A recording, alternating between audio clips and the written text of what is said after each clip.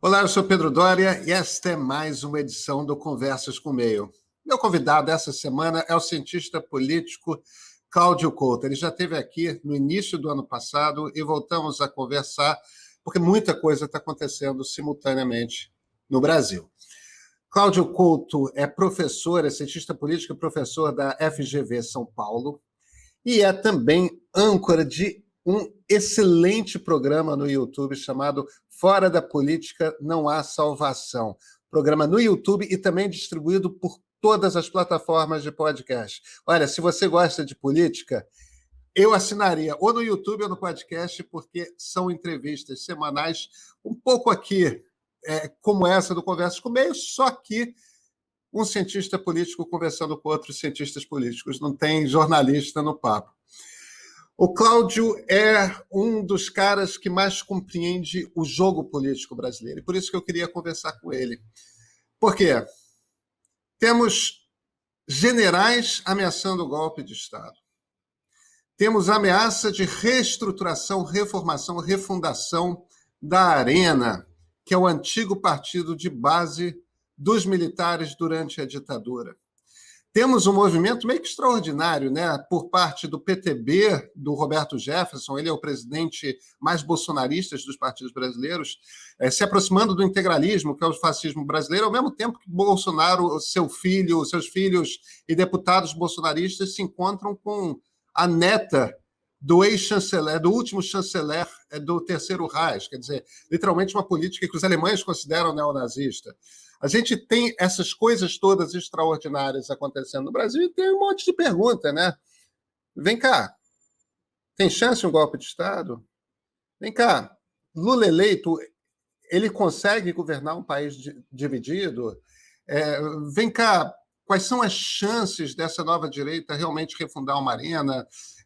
Que centrão é esse? É o mesmo centrão que sempre tivemos? A conversa é longa. Com vocês, Cláudio Couto.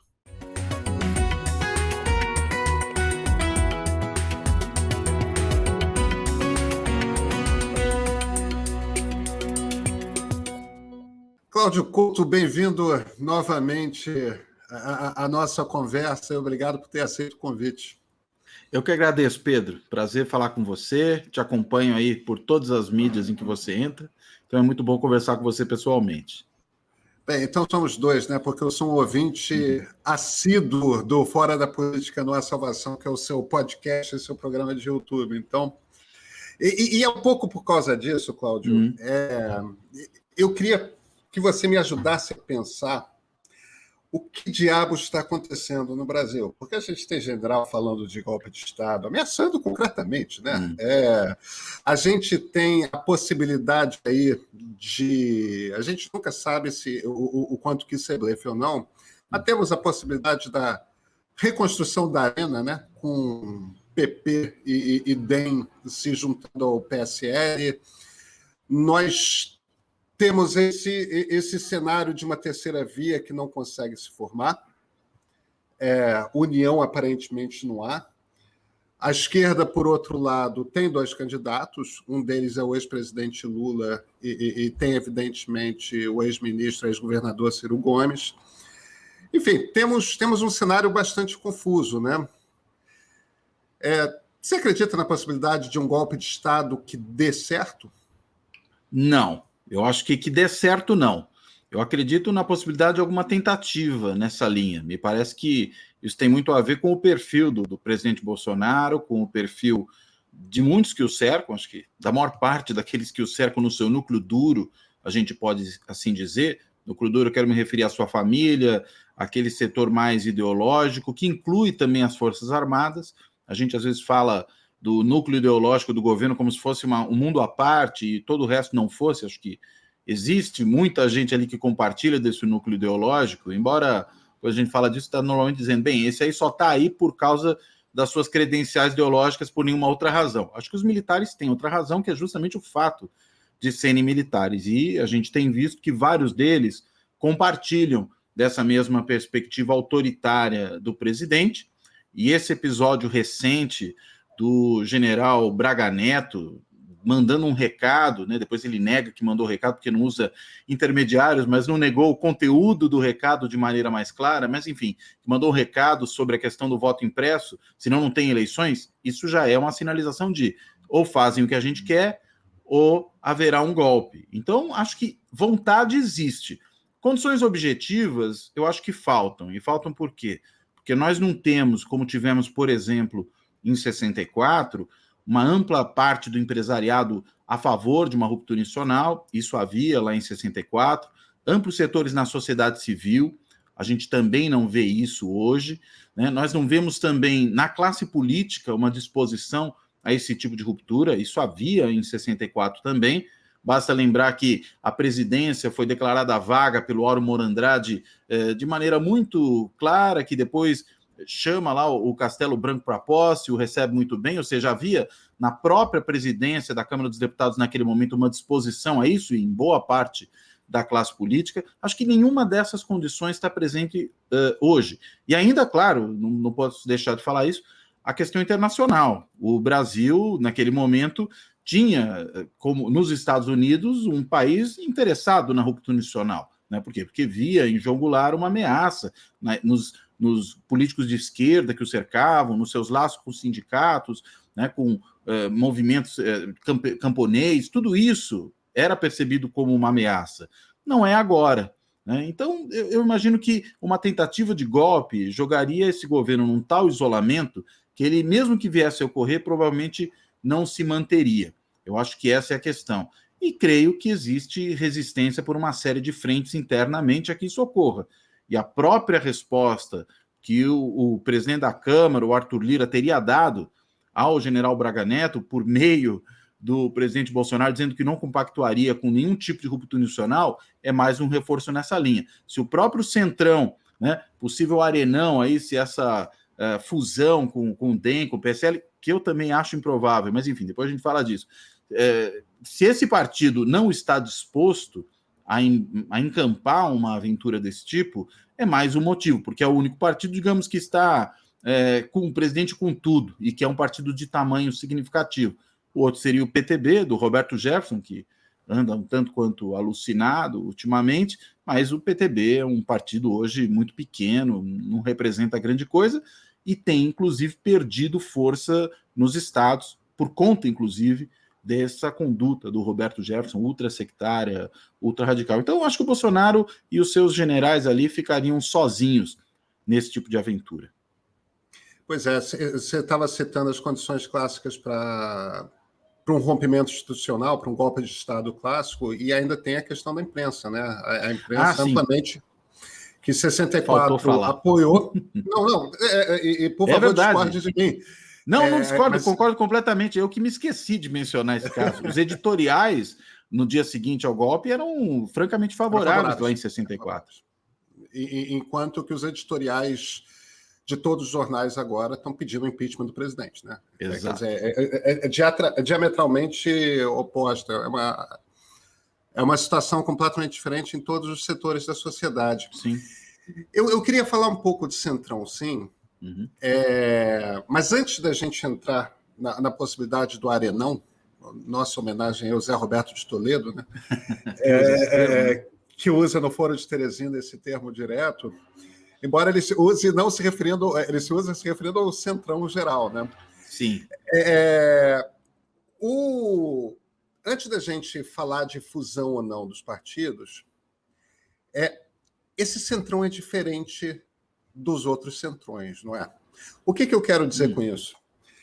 Quando teve um centrão, quando surgiu um centrão ali, em 1987, que foi aquele momento, no início da Constituinte, a turma do MDB autêntico, do PMDB autêntico, que depois formaria o PSDB, né? Aquela turma meio Fernando Henrique, Mário Covas, meio que entraram tratorando a Constituinte, já com projeto na cabeça. Passaram, inclusive, por cima do Afonso Arinos, que tinha escrito um anteprojeto e tal. Aquilo foi para a gaveta. Aquilo foi para a gaveta. E o Mário Covas e o Fernando Henrique, que tinham discordâncias, eles meio que entraram tratorando, e no primeiro ano de Constituinte, pareceu que a gente ia ter uma uma constituição social-democrata à moda europeia, que é o que eles tinham na cabeça. E aí houve, como resposta a isso, a formação do Centrão original. Embora fosse gente de vários partidos, se você olhasse ali, era Arena. Era essencialmente aquilo que em 1978, 79 era Arena, né? O partido governista do período militar, que tinha só 2 partidos. Agora, quando começa de fato a nova república, a partir da eleição do Collor, que é a primeira eleição com voto direto para presidente e tudo mais, e principalmente no período tucano e petista, o Centrão tinha no comando o PMDB. Era já um PMDB diferente daquele dos anos 70 e 80, mas era um PMDB. Hoje, no governo Bolsonaro, não é o PMDB que está no comando do Centrão. Aliás, o PMDB, claro que tem parlamentares que fazem parte dessa coisa meio fisiológica e tudo mais, mas a gente está vendo um Centrão que está sob comando do PP. Você percebe uma diferença ideológica e até operacional nessa mudança de comando do bloco? Essa pergunta é ótima. Vamos recuperar um pouco desse fio histórico que você puxou, Pedro, porque acho que tem assim algumas coisas interessantes. Esse mesmo Centrão que se forma naquele momento lá da Constituinte para brecar, né, o anteprojeto da Comissão de Sistematização, né, que o Covas indicou uma série de lideranças do MDB, ele era o líder do PMDB, para ser mais correto, né, naquele momento, e ele acabou indicando liderança, sobretudo de esquerda, para compor as diversas subcomissões, né? E isso puxou mesmo o projeto mais para a esquerda. O Centrão surge para isso, mas ele surge também, acho que essa é uma coisa interessante, como base de sustentação do governo Sarney. Como o próprio Sarney tinha alguns interesses importantes dentro da Constituinte, dentre os quais, talvez o mais importante de todos, o mandato, ele queria preservar os 5 anos, havia a ideia de que ele tivesse seu mandato reduzido para 4 anos, o Centrão embarcou nessa toada, embarcou aí na sustentação do governo. E dali para frente, terminada a Constituinte, Centrão acabou virando um pouco um sinônimo, inclusive em nível municipal, em nível estadual, desse bloco de políticos e de partidos, nem sempre as duas coisas andando completamente juntas, que dão apoio ao governo. Né? Não interessa a coloração desse governo, não interessa muito o quê. Aliás, até uma coisa interessante, né? Esse arenão, né, que se formou no Centrão original, você chama a atenção de que era o pessoal que veio da Arena, do PDS, né, depois, mas que se espalhava em alguns outros partidos que se formaram com políticos vindos da Arena, e mesmo no caso dos membros do MDB, ou do PMDB na época, que formaram o Centrão, o mais notável dele, o Roberto Cardoso Alves, né, que era do PMDB, e o Robertão, né, o do é dando que se recebe, né, a franciscanização da política. A frase é dele. A frase é dele, exatamente. Vários desses aí eram daquele PMDB que em alguns estados não conseguiam ficar junto com o governo porque a arena já estava ocupada, né? E aí o MDB era ocupado por gente que até queria estar com o governo, mas por falta de opção ia para o único outro partido existente. Acho que tinha um pouco disso também já naquele momento. Mas enfim, aí o fato é, esse Centrão, ele vai dali para frente se desdobrando com aquilo que eu gosto de chamar de partidos de adesão, né? São partidos que, havendo um governo, desde que bem recompensados, eles estão dentro, eles apoiam qualquer governo, e apoiaram todos, né? Desde do governo Sarney até, enfim, o governo atual, o governo do Bolsonaro. Claro, tem algumas exceções, né? Você mesmo chama atenção que, logo depois do Collor, o PMDB começa a fazer parte desse bloco, né? E começa a fazer parte, eu digo depois do Collor, por quê? Porque o Collor não quis fazer negócio com o PMDB, né, jogou o PMDB para fora, ele que tinha sido eleito governador em Alagoas pelo PMDB na onda do Cruzado, pouco tempo antes de virar presidente da República, e o fato é, ele depois se arrepende disso, né? Ele fala que se há uma coisa que ele lamenta durante o seu mandato, foi não ter colocado o PMDB para dentro, isso teria dado a ele muito mais sustentação. Agora, dali para diante, o PMDB está em todas.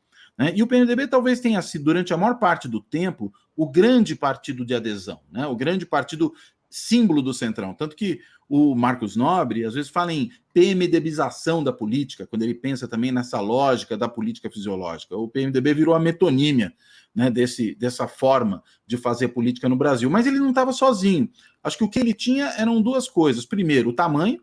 ele era o maior desses partidos de adesão, e segundo, o perfil das suas lideranças. O PMDB sempre conseguiu ter lideranças de um perfil mais avantajado, capazes de navegar bem na liderança das instituições, seja no executivo, seja no legislativo, sabiam operar institucionalmente. Então não era só fisiologismo e adesismo, era também essa capacidade de saber fazer política institucional, que acho que é o que deu sempre credenciais ao PMDB.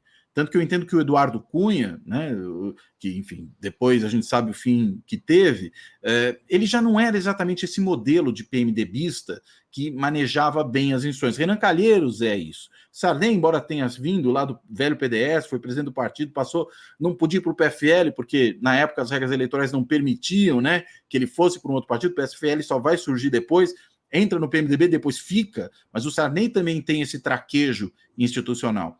E o PFL, atual DEM, é um partido que é interessante. Durante os governos petistas, ele vai para a oposição, ele não adere, ele fica firme na oposição, o que torna mais difícil chamá-lo exatamente de centrão, nesse sentido de ser um partido de adesão a quaisquer governos. O fato é, chegando agora no governo Bolsonaro, com a diminuição do tamanho do MDB, né, o MDB sai das últimas eleições bem menor do que já foi, ele tem derrotadas algumas das suas principais lideranças nacionais, né? Romero Jucá, só para dar um exemplo, isso abre espaço para outros. E o PP é um partido que sai fortalecido. E o PP é o partido pelo qual o Bolsonaro passou mais tempo ao longo da sua carreira política, ainda que com diferentes nomes, mas sempre mantendo o número de urna, né? O número 11 como partido, o que mostra a continuidade. Talvez seja o indicativo mais fácil para a gente perceber essa longa continuidade do velho PDS até o atual PP. Sempre o número 11 como o número do partido. Esse partido tinha muito mais relações, inclusive históricas, com o bolsonarismo. Então, pelo seu tamanho, por esses vínculos, ficou mais fácil. E pelo fato do PMDB, né, o MDB, ter diminuído de tamanho, pelo fato do Democratas, é um partido que tentou se manter como um partido não automaticamente alinhado a governos. Acho que tudo isso fez com que se abrisse um grande espaço para o protagonismo do PP nessa situação. E acho que é por isso que ele está aí hoje. Por isso que a gente cogita até a ida de volta, né, do Bolsonaro para o PP nesse momento. Eu acho pouco provável que essa fusão, essa mega fusão, ocorra, porque tem outras coisas em jogo aí. Tem controle de fundo partidário, tem controle de fundo de campanha e tem controle da própria máquina partidária. Não sei se algumas dessas lideranças, pensar numa em particular, o Luciano Bivar, o dono do PSL, e o Bolsonaro percebeu que ele é dono mesmo, porque não conseguiu controlar a máquina tomando de assalto como ele pretendia. Não sei se o Bivar vai querer abrir mão desse controle sobre o fundo eleitoral e partidário para o ano que vem, ou correr o risco de perder esse controle ao se fundir com um partido muito mais estruturado que o dele, implantado nacionalmente, em municípios, em estados, com lideranças mais malandras, mais treinadas. Eu acho que isso é muito mais um balão de ensaio do que algo com chance de prosperar. E a mesma coisa eu diria que vale um pouco para o DEM. Não quero dizer que não vá acontecer, mas eu acho pouco provável. Então vamos falar um pouco do DEM, porque eu acho que é um partido que se tornou relevante. Ele é um partido que pareceu que poderia vir a se tornar, é um partido que se manteve vivo pós-governo Fernando Henrique, isso já é um mérito, né? Deixou o governo, porque, afinal de contas, era um partido do governo, a tradicional chapa tucana sempre foi com o PL DEM, vice-presidente era Marco Maciel, que era um líder importantíssimo do PFL, né? E nos governos Lula e Dilma, é um partido que aos poucos foi ganhando cores ideológicas, né? Pareceu que o Brasil teria um partido de centro-direita sério,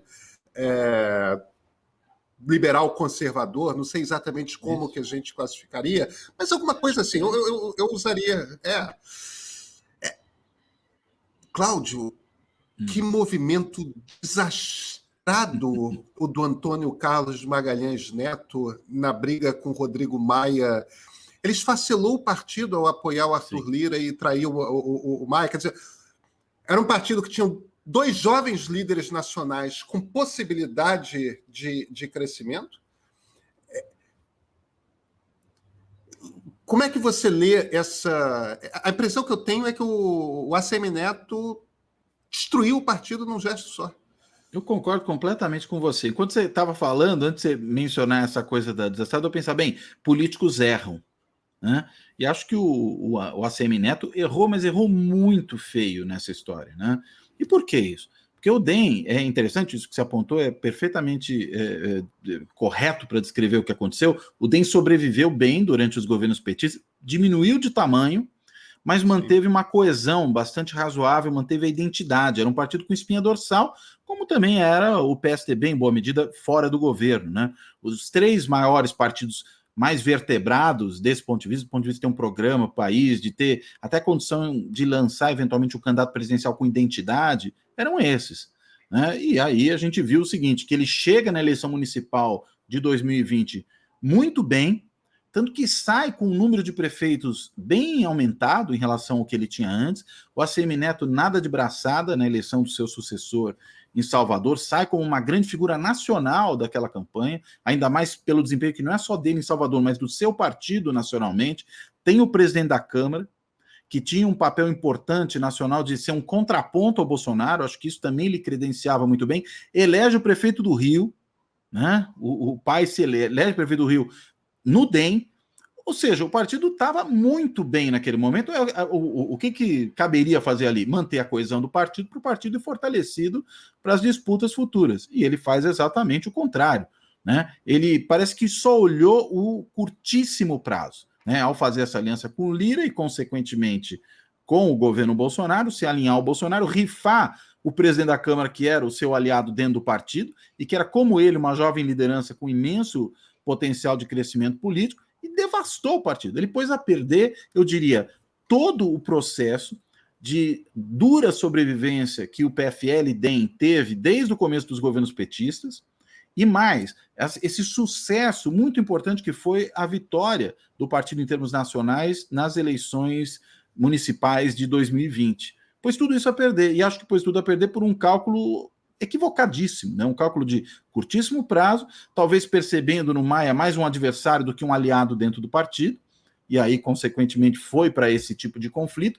e está saindo muito menor, né? Ano passado eu dizia que não descartaria a possibilidade do ACM Neto não só ser candidato na Bahia, governo do estado, como parece que é o que ele realmente pretende ser, mas até mesmo candidato presidencial. Hoje é impensável isso, né? Ele se apequenou e apequenou seu partido, e sai dessa disputa muito menor do que estava.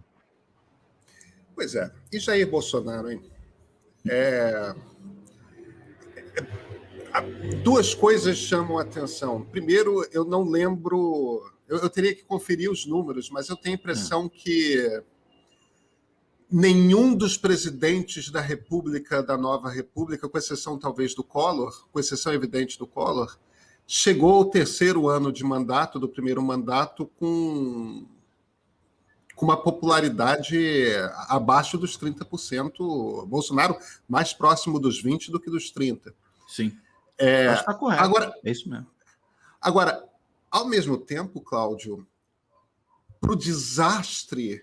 Eu não estou nem entrando na questão do extremismo ideológico ainda. Eu acho que tem conversa para a gente ter sobre isso, mas se a gente pensa puramente em termos administrativos, para o desastre que o governo não entrega nada. Não entrega economia, não entrega vacina, quando mais de 90% da população diz nas pesquisas que quer vacina. A gente não é Estados Unidos com a quantidade de pessoas radicalizadas politicamente como os americanos têm.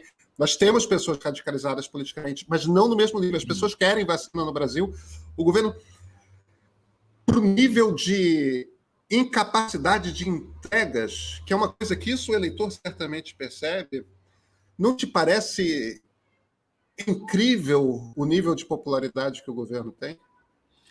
É incrível, ainda que seja realmente baixo, né? Quando a gente compara com outros governos no seu terceiro ano de primeiro mandato, acho que você está corretíssimo, e realmente até um pouco melhor que o Collor, né? O Bolsonaro nesse momento, mas acho que isso tem a ver com o fato de que o Bolsonaro, diferentemente do Collor, é um político populista no sentido pleno da palavra, né? O Collor tinha lá alguns trejeitos populistas, mas o Bolsonaro é plenamente isso.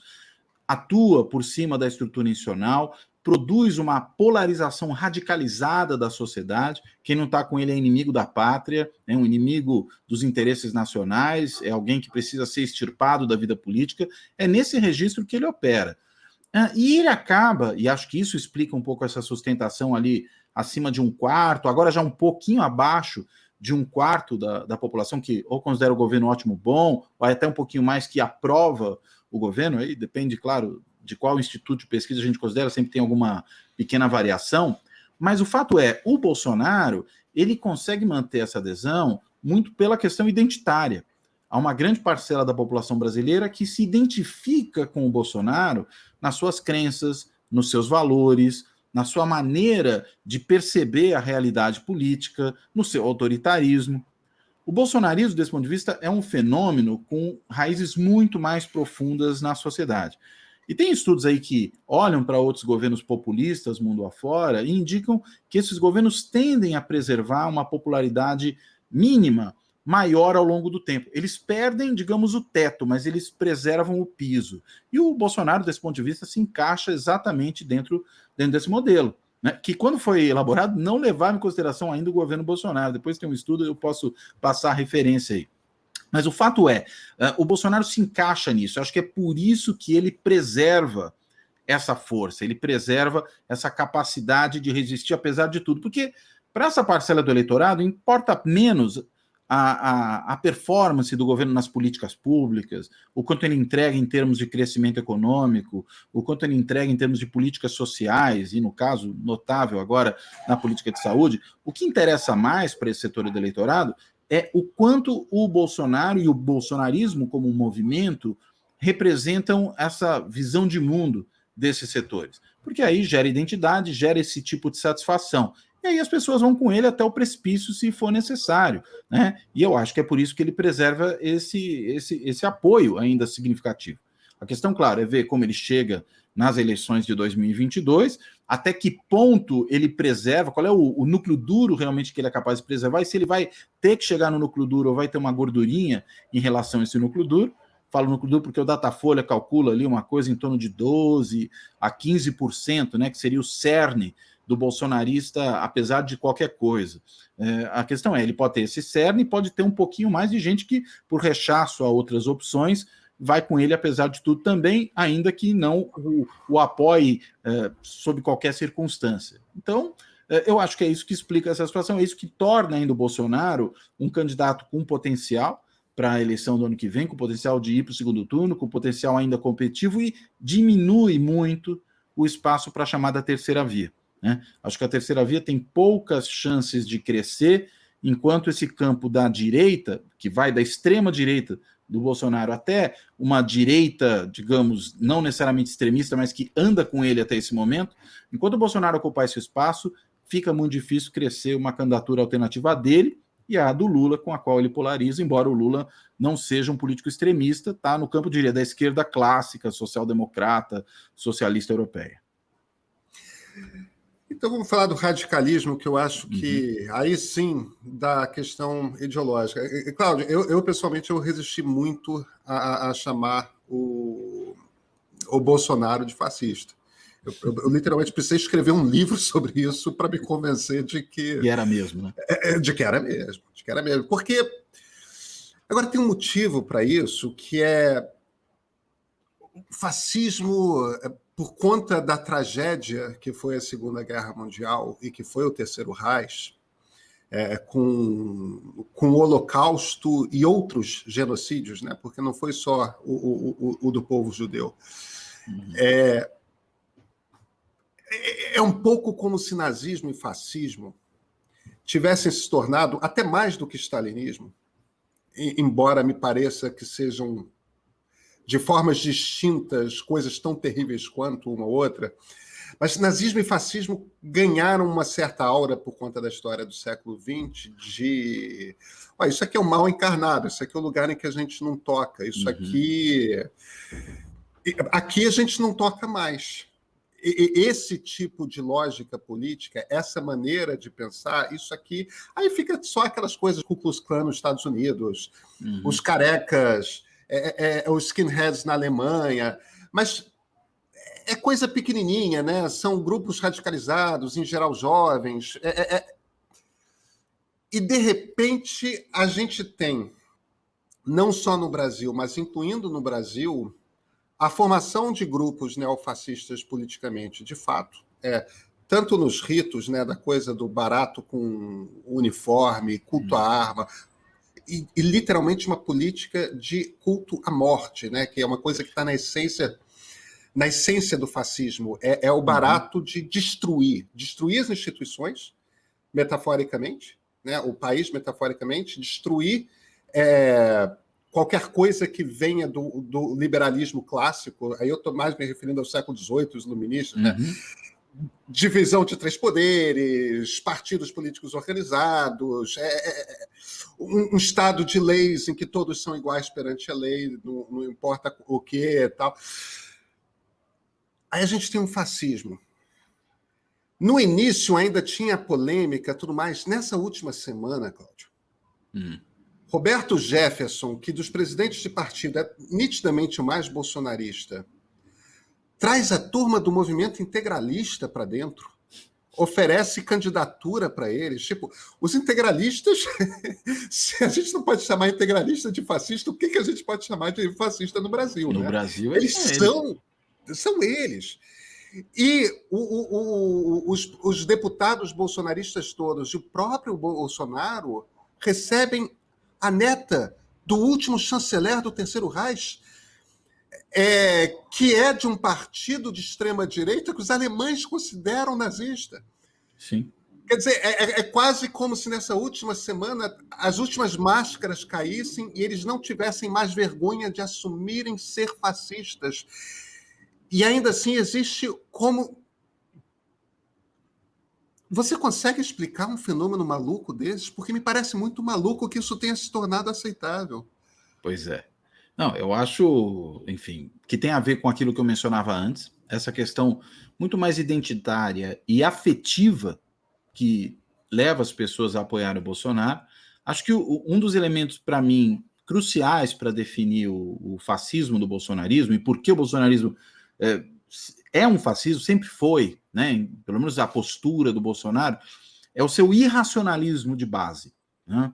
Aquilo que os frankfurtianos lá diziam que era necessário lutar contra, ou seja, uma sociedade esclarecida, iluminista, nesse sentido. O bolsonarismo é anti-iluminista, irracionalista, fundamentalmente. Esse culto à morte, à violência, não é à toa que os caras usam a arminha de símbolo. O culto é a morte, né? No sentido daquele que era, vamos dizer, um membro da ala fascista do franquismo, né? O Milan Nastrai, né? Da Falange, que tem uma frase famosa, né? Em que ele, e aliás, que ele profere ao se dirigir a um reitor universitário da Universidade de Salamanca, quando ele diz: viva a morte, abaixo a inteligência. Quando ele diz isso, ele está, digamos, encarnando no sentido mais pleno possível o que é o fascismo. É a negação da racionalidade, é o culto à violência e, consequentemente, à morte, e está tudo isso presente no bolsonarismo, que, entendo eu, mobiliza esses piores afetos, né, os mais anticivilizatórios que as pessoas têm. E aí, claro, essas coisas vão se tornando cada vez mais evidentes e vai ficando, digamos, menos preocupante para eles, talvez, dar demonstrações desse tipo. O curioso é, no mesmo momento que ele vai e incorpora de vez o Centrão ao núcleo duro do governo, né, leva o deputado, deputado não, desculpa, o senador, meu Deus, agora me esqueci o nome dele, do Piauí.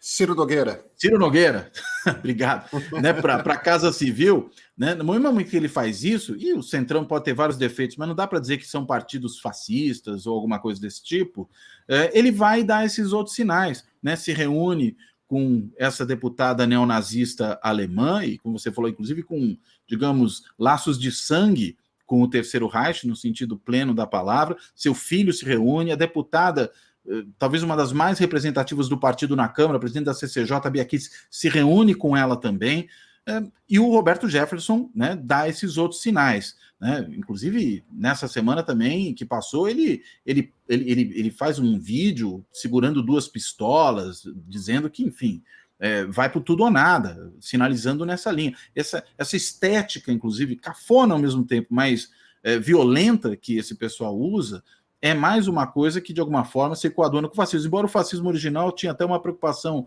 estética maior do que a deles. A gente tem que fazer justiça a isso. Mas, fora isso, tá tudo lá.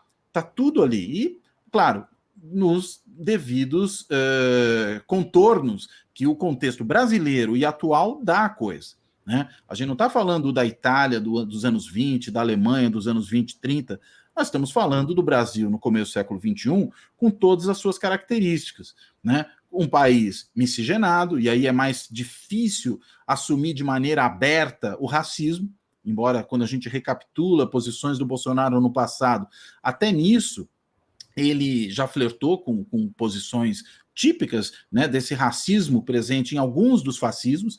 É interessante, o fascismo italiano tinha menos marcada essa questão do racismo do que o fascismo alemão. Até alguns fascistas italianos viam isso como uma bobagem, uma coisa problemática. Não quer dizer que não houvesse, mas não era um elemento central. Né? Então, pode ser fascista sem ter no racismo o seu elemento central. Né? É difícil um racista pleno que não seja fascista também, mas o inverso nem sempre é completamente verdadeiro. E acho que é isso que a gente está vendo aqui. E aí, claro, se abriu. O que me preocupa é o quanto esse movimento consegue congregar possíveis tropas de assalto, que são coisas características também de movimentos fascistas.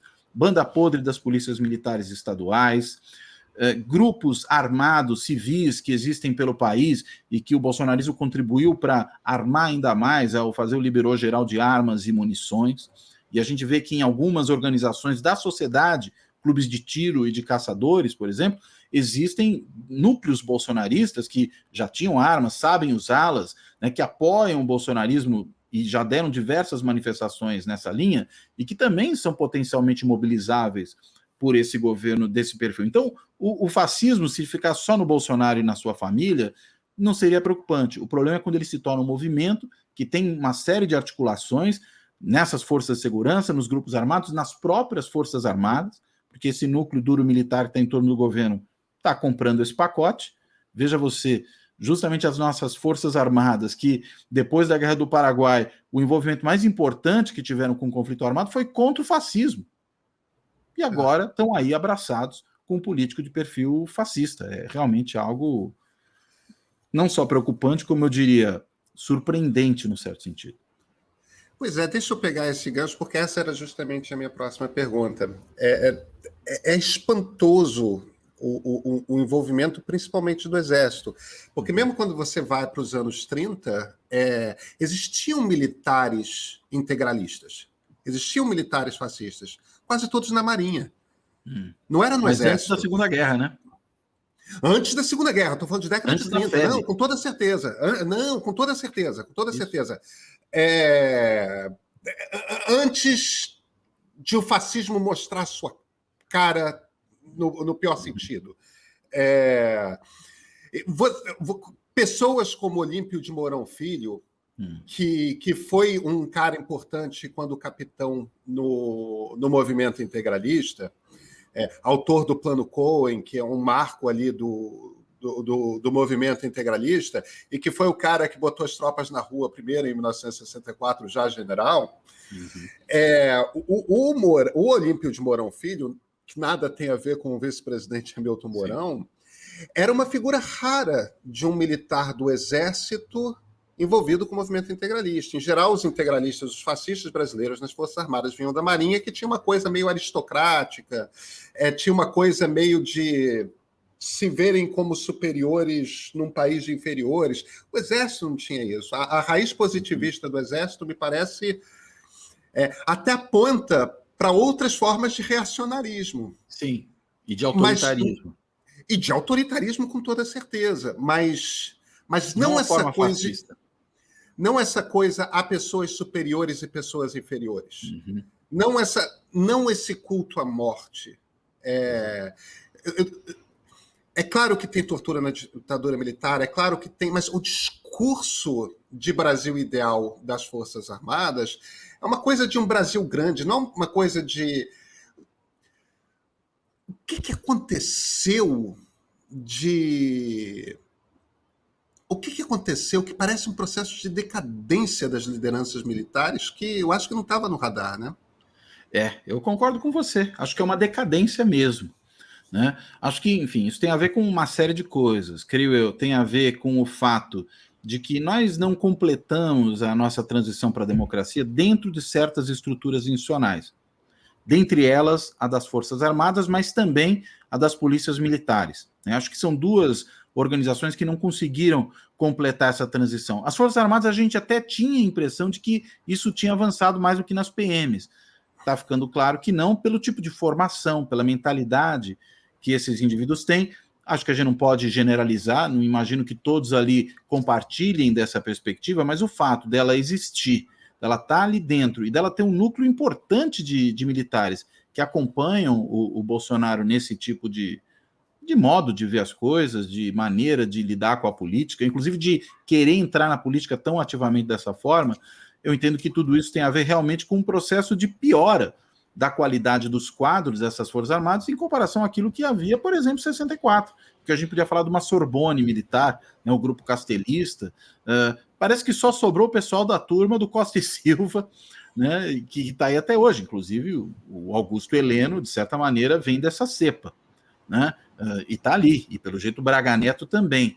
Acho que realmente o que a gente tem é uma incapacidade dessas lideranças de terem aprendido, e aí vamos dizer, a decadência tem a ver também com essa impossibilidade de ter um adornamento, né, de entender o novo contexto em que está inserido, né, ou seja, de entender o que é ser uma força armada num contexto democrático, de um mundo globalizado, de um país inserido numa relação com outros países que também é uma relação entre democracias, que tem uma natureza completamente distinta da relação que você mantém pura e simplesmente com outras nações por interesses pragmáticos, né? O Brasil tem laços com democracias no mundo em função de ser também uma democracia. Parece que os militares brasileiros, uma boa parte deles pelo menos, não entendeu nada disso. E acho que é por isso que fez essa aposta, não só de voltar para a política, e voltou na carona, na garupa do cavalão, para a gente brincar um pouco aí com o apelido que o Bolsonaro tinha dentro do Exército, mas de voltar dentro desse projeto dele, né, desse projeto alucinado, desse projeto de destruição de políticas públicas, de destruição de instituições de Estado, né, que é o que está sendo feito ao longo desse período de 2 anos e meio até agora. Né, a gente tem visto, na realidade, um desmonte de uma série de estruturas importantes que levaram décadas para serem construídas. Até o Plano Nacional de Imunizações, que foi construído pelos militares. Ou seja, esse racionalismo de base, me parece, não pelo era Médici. Pelo Médici. Isso, pelo Médici. Né? Na verdade, começa, até se a gente for voltar um pouquinho, lá no Costa e Silva ainda, com o programa de erradicação da varíola. Verdade, e o Médici leva adiante e cria o PNI. Mas você está certo, é o Médici que, vamos dizer, que é no governo dele que começa o PNI. Né? Isso que até hoje foi ganhando corpo com o SUS. Ou seja, os militares de 64, pelo menos o corpo dominante ali, não compartilhavam desse racionalismo de base. Pelo contrário, tinha um projeto de país que era um projeto autoritário, mas, vamos dizer, muito mais relacionado a esse positivismo de origem, né, a essa ideia de um desenvolvimentismo baseado na racionalidade, do que essa concepção conspiratória de uma Guerra Fria que nem existe mais, de um fantasma comunista que não é possível que alguém ainda acredite nisso a essa altura do campeonato. Leve isso a sério. E aí precisam ficar erigindo novos fantasmas comunistas em outros lugares. Então a China é a nova União Soviética para esse cara. E a gente está noutra. Né? Ou seja, não conseguiram se atualizar. E acho que essa coisa de não entender o mundo em que está produz esse tipo de comportamento. Daí essa imensa decadência e esse olhar para um passado mítico que sequer existiu, que eles tentam recuperar, que também é uma característica muito própria de movimentos fascistas, né? Esse olhar para um passado mítico, essa tentativa de recuperação, alguns até olhando para o Império, e de novo, né? Militares, aliados a gente saudosa do Império, né? É uma coisa contraditória, porque os caras romperam com isso. É realmente difícil. Os caras entender. Fizeram a República. Exato. Como é que eles foram amarrar o cavalo deles nesse poste aí? Pois é. Então, discorde, por favor, da minha premissa. A minha, se você achar que é o caso, evidentemente. A minha impressão é de que as chances de reeleição do Bolsonaro parecem pequenas. Não estou dizendo que seja impossível. Afinal de contas, chances ele tem de chegar ao segundo turno partindo do princípio de que o Centrão não considere mais adequado fazer um impeachment relâmpago, né? Ou talvez melhor do que dizer Centrão PP. As chances dele chegar ao segundo turno são bastante razoáveis, mas me parece difícil que ele vença o Lula no segundo turno, partindo-se do princípio que ele deve enfrentar o Lula, né? Essa é a cara, pelo menos no momento. Então a gente vai ter uma situação que bota o retrato do velho outra vez, bota no mesmo lugar. Né? Outro velho agora, né? Não, mas é inacreditável como é cíclica a história brasileira. É uma coisa assim, tipo, os militares de 30 em 30 anos. Aí tem essa figura desse líder populista de esquerda. Não estou comparando o Lula com o Getúlio, não, porque eu não acho que o Lula teria feito um Estado novo. Líder trabalhista, talvez a gente possa dizer, né? Talvez. Embora o PT no início fosse um rompimento da tradição trabalhista, sim, o Lula que chega ao governo é um Getúlio, né? Inclusive no carisma. Inclusive modernizado, mas ele vai ter ao contrário dos militares, adaptado ao tempo. Isso, exatamente. Não, eu considero ele um político super moderno. Agora, tem alguns desafios aí que eu imagino que é o seguinte. Primeiro, ele não vai ser presidente... O Fernando Henrique celebrou passar a faixa para um operário. Entendeu? Ele não vai estar recebendo... dificilmente receberá a faixa do Bolsonaro, que não consigo imaginar essa passagem de faixa. Também não. A gente não está falando de alguém com uma compreensão sofisticada de Brasil, goste ou não da presidência dele, mas o Fernando Henrique, uma visão sofisticada do Brasil, sim, certamente tinha, de história, tudo mais. Que percebia... um democrata, né? É claro. Ambos são. Lula e Fernando Henrique. Isso não acho que não pairam dúvidas. Ele vai receber um país rachado.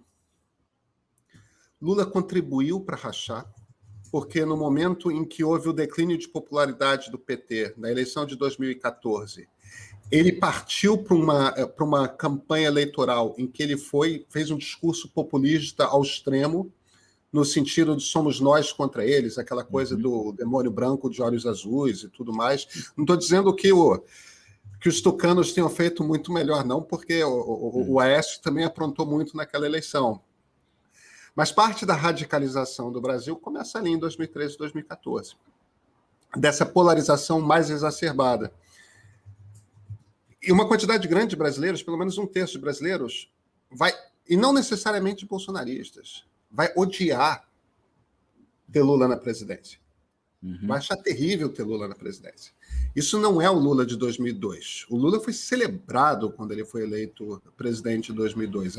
Aquilo era um momento de esperança de um país que estava se democratizando. Agora vai ser o final de guerra. Acabou uma guerra civil e tem uma turma que perdeu e está em fúria. A gente vai ter as relações entre os três poderes dilaceradas. Várias instituições importantes, principalmente as relacionadas, por exemplo, ao meio ambiente, as relacionadas à segurança pública, instituições de Estado, como o Ministério Público e a Polícia Civil, a Polícia Federal, perdão, tem um trabalho de reconstrução institucional duro de ser feito.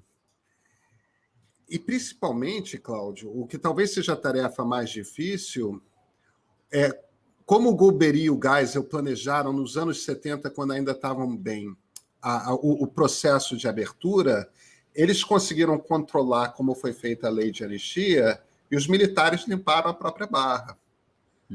A gente não pode mais fazer isso.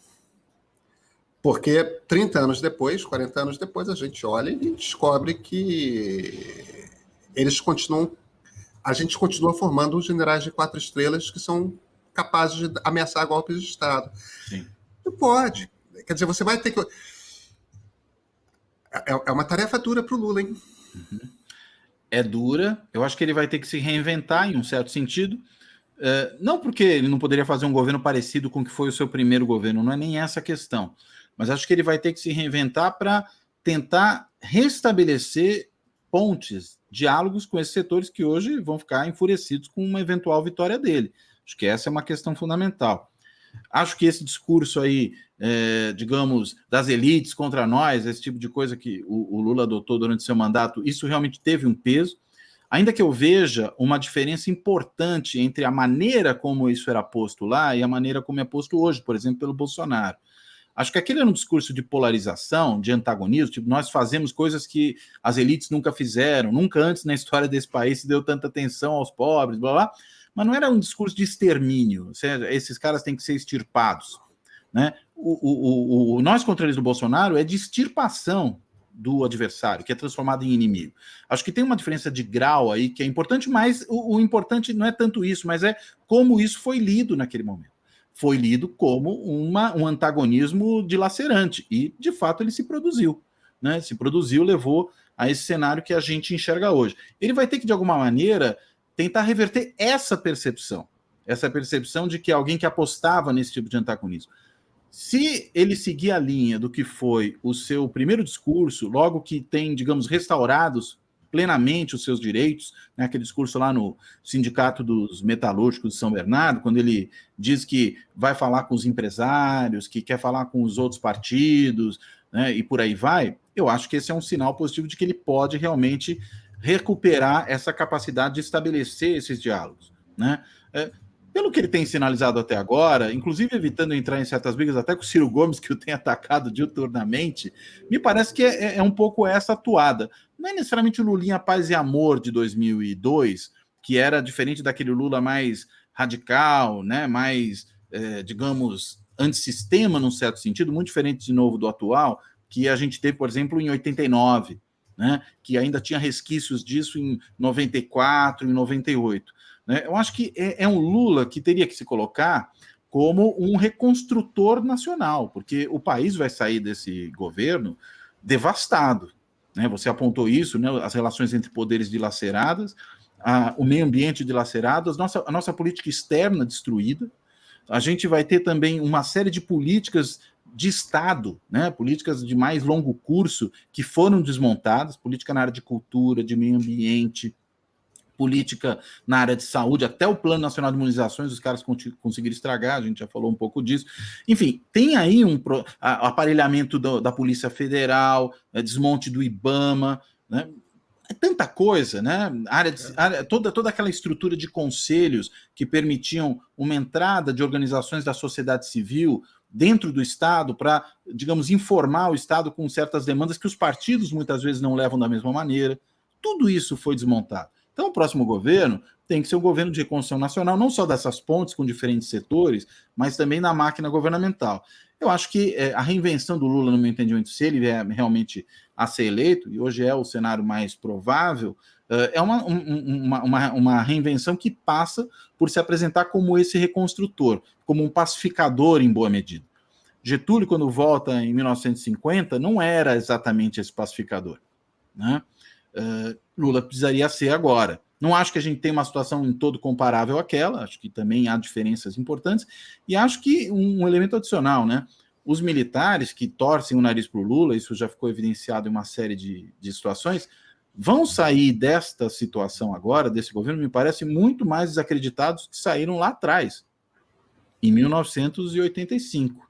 E eu acho isso por quê? Porque os militares, de certa maneira, ao voltar para o governo da forma como voltaram, ocupar a máquina governamental da maneira como ocuparam. A gente está falando de mais de 6 mil militares, sejam da reserva ou não, e como dizem alguns militares, é da reserva, mas é militar ainda, não deixa de ser militar por ser da reserva. Mais de 6 mil encargos, a gente está falando de um governo militar, em boa medida.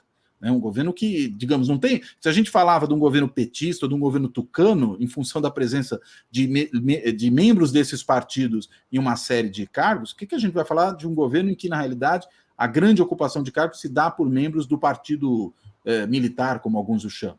Né? Eu acho que há um problema aí a ser desmontado. Agora, eles saem associados a esse governo. Acho que os militares brasileiros conseguiram construir, em tempos de paz e de democracia, a sua guerra das Malvinas, né? Aquilo que tende a produzir para eles um descrédito, uma desmoralização que os fragiliza. Inclusive, portanto, o papel que me parece um próximo presidente, seja o Lula ou não, vai ter que fazer é tentar reinstitucionalizar as Forças Armadas num outro formato, para que esse mesmo tipo de problema não ocorra e para que a transição para essa nova situação, tirando esse monte de militares de dentro das áreas civis do governo, criando anteparos para que isso não se repita, para que a gente não tenha corporações armadas do Estado ocupando espaços que são espaços da política civil, seja lá quem for o próximo presidente, vai ter também que atuar nessa direção, na direção de conseguir recolocar, sem produzir um imenso trauma, sem um revanchismo barato, os militares no lugar que eles deveriam estar numa democracia. Então, deixa eu te fazer uma última pergunta. E se Bolsonaro é reeleito? Para onde a gente vai? Eu acho, enfim, se ele for reeleito, vamos trabalhar com essa possibilidade, a gente vai para um caminho de maior radicalização ainda, né? Isso vem sendo sinalizado. Bolsonaro não se moderou ao longo de 2 anos e meio de governo. Acho difícil que se modere ao longo do próximo ano e meio por tudo que ele sinaliza, inclusive pelo que sinalizou nos últimos dias aí, até tirando foto sorridente ao lado de deputada nazista. Né? Se até isso a gente tem hoje, imagine num segundo mandato, né, quando ele se sentirá, digamos, reconhecido pelo seu trabalho, relegitimado pelas urnas, sem uma possibilidade visível de reeleição, porque hoje ele trabalha até com que as regras do jogo lhe permitem, que é apostar numa reeleição. Eu diria que seria muito provavelmente um Bolsonaro apostando na criação, inclusive, de institutos que lhe permitissem se perpetuar no poder. Né, um terceiro mandato, um quarto, né, alguma outra forma de eliminação de limites a ele. Já vem fazendo isso com as instituições do sistema de justiça, né, a nomeação de um procurador-geral da República, que é um adulador-geral da República, na realidade, é um serviçal do presidente, de ministro para o Supremo, que na realidade também não tem a independência, embora, né, aquela cadeira devesse da independência, se comporta como se não a tivesse. Eu estou pensando no ministro Nunes Marques, que também tem atuado dessa forma, serviu ao presidente da República, né? E quantos mais ele poderá nomear no próximo período, se ele vier a ser? Ou seja, a gente tende a caminhar por uma captura ainda mais ampla das instituições, por um desmonte ainda mais amplo de instituições herdadas da transição democrática e da Constituição de 88, ou mesmo herdadas de um processo de construção estatal anterior a isso, né, que remonta inclusive aos militares. A área científica, por exemplo, foi fortemente robustecida durante o regime militar, foram criadas instituições importantes para o desenvolvimento científico do Brasil, isso também está sendo posto por terra. Ou seja, é um governo anticivilizatório. Eu imagino que essa seria a tendência no segundo mandato, de aprofundar esse regresso, né, anticivilizatório. Acho que essa seria a tendência, caso, claro, venha a se confirmar uma reeleição do Bolsonaro. Você acha, desculpa, mas só para eu pegar um follow-up, eu sei que eu tinha prometido que era a última pergunta. Não tem problema. Mas